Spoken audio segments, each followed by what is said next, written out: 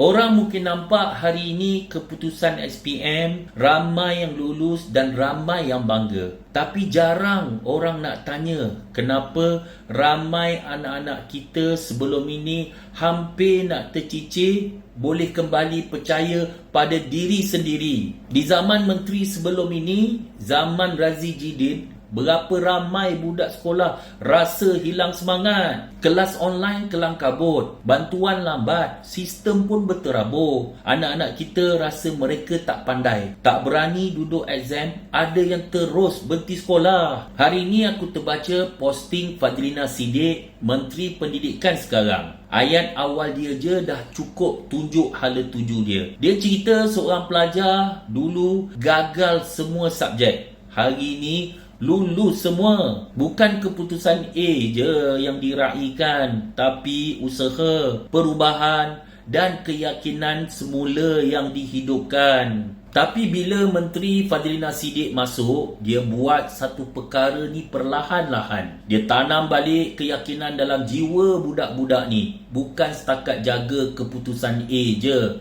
dia jaga yang hampir putus harapan. Daripada aku rasa aku bodoh kepada aku nak masuk universiti, daripada aku nak berhenti kepada aku nak lulus semua subjek. Inilah beza bila kita ada menteri yang betul-betul faham. Pendidikan bukan tentang memuja statistik, tapi tentang selamatkan jiwa. Budak yang dapat A kita raihkan. Budak yang dulunya gagal semua tapi hari ini lulus semua, kita kena raihkan lagi besar. Yang penting bukan siapa yang paling pandai, yang penting siapa yang tak pernah putus asa.